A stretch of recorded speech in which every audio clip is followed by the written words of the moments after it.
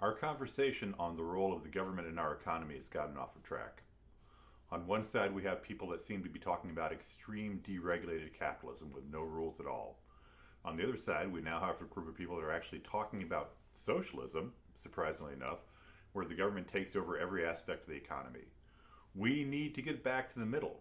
The middle is democratic capitalism. It is the free market moderated by democracy.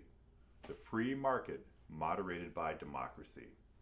In 1776, Adam Smith wrote a book called The Wealth of Nations, and for all practical purposes, it is still the Bible of capitalism. In The Wealth of Nations, Adam Smith talked about the sheep markets as an example of a market. He pointed out that each buyer had the ability to examine the sheep ahead of time, could know the seller, and the buyer could determine for themselves whether or not to buy that sheep. That is not how it works in our modern world.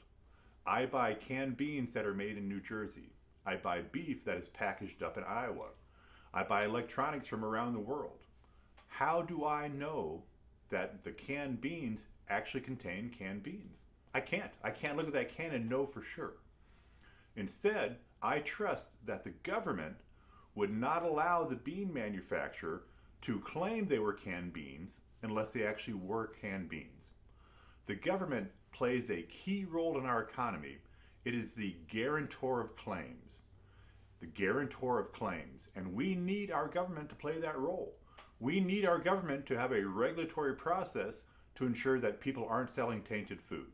We need our government to have a regulatory process to ensure that banks don't steal our money. Those are the aspects of government that we need to have. Look, I want as little regulation as possible.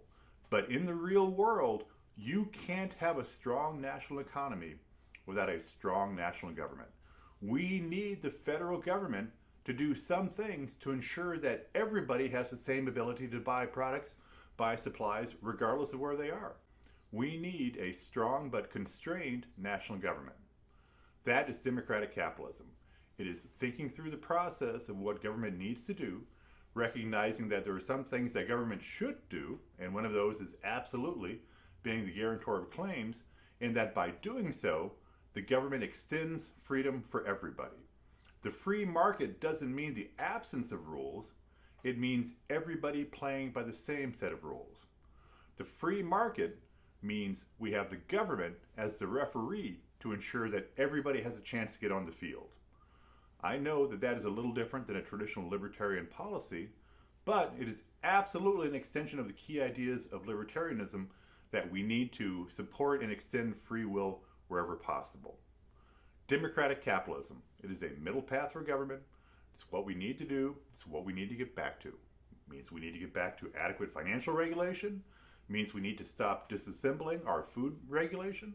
It means that we need to accept that we will have a strong federal government working within the bounds of the Constitution to ensure that we all have the ability to lead our lives. Thank you.